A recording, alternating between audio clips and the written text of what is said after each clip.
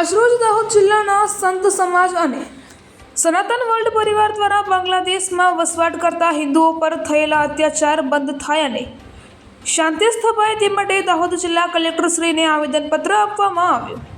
દાહોદ જિલ્લાના સંત સમાજ તેમજ સનાતન વર્લ્ડ પરિવાર દ્વારા દાહોદ કલેક્ટરશ્રીને આવેદનપત્ર આપવામાં આવ્યું હતું. બાંગ્લાદેશમાં હિન્દુઓ અને લઘુમતી જોડે અત્યાચાર થયેલ છે. એમની સુરક્ષા અને વસવાટની વ્યવસ્થા કરવા માટે બાંગ્લાદેશમાં શેખ હસીના તખ્તા પલટ પછી હિન્દુઓ અને લઘુમતી સાથે જે અત્યાચાર થયેલ છે, જેમાં એમની આબરૂ, જમીન, માલ મિલકતને ઘણું બધું નુકસાન થયેલ છે, એમને પરત આપવા માટે દાહોદ કલેક્ટરશ્રીને આવેદનપત્ર આપવામાં આવ્યું હતું.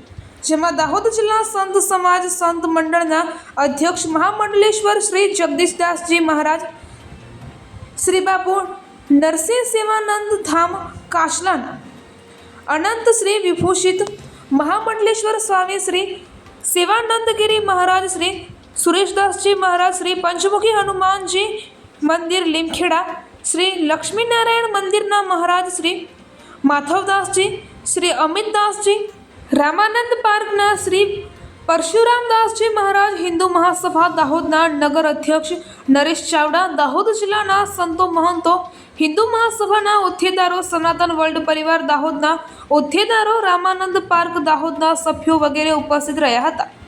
મહામંડલેશ્વર શ્રી જગદીશદાસજી મહારાજ, રામાનંદ પાર્ક, રિંકેશભાઈ, સનાતન વર્લ્ડ પરિવાર ગુજરાતના પ્રદેશ પ્રચારક.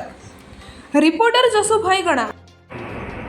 આજરોજ સનાતન વર્લ્ડ પરિવાર દાહોદ દ્વારા માનનીય કલેક્ટર સાહેબશ્રીને બાંગ્લાદેશમાં હિન્દુઓ પર થતા અત્યાચારો, હિન્દુ બહેનો ઉપર થતા બળાત્કારો અને જે અનાપ શનાપ મર્ડર કરે છે અને જે બાંગ્લાદેશીના ખરાબ રીતનું હિન્દુઓનું નિર્મમ હત્યાઓ કરવામાં આવી છે, તે માટે સંત સમાજ અને સનાતન વર્લ્ડ પરિવાર દ્વારા આજરોજ આવેદનપત્ર આપી સરકારશ્રીને માંગણી કરવામાં આવે છે કે વહેલી તકે હિન્દુઓની રક્ષા થાય એવો કાયદો પસાર કરે અને હિન્દુઓની સુરક્ષા માટે સદાય અગ્રેસર રહે એવી સરકારશ્રીને નમ્ર વિનંતી કરવામાં આવે છે. જય સિયારામ.